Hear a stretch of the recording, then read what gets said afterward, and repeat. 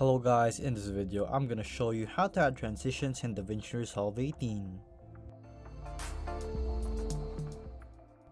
So to do this, it's pretty simple. So grab your two clips right here. So I already have my green screen clip and my screen recording clip right here. For example, we want to do a transition. So basically all you have to do is grab the first part of the clip and edge to edge right there, and then you just press Command T or there, transitions. Or you can go to the top of your timeline right here, go to the top and you'll see timeline, and you can add transitions.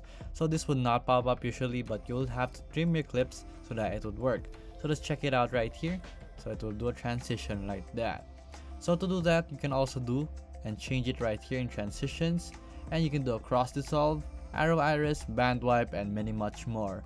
So you can also set your default duration, style, and start ratio. You can also do that and adjust that right here.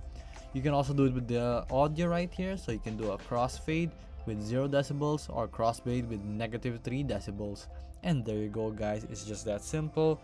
If you find this video useful, please hit the like button and don't forget to subscribe.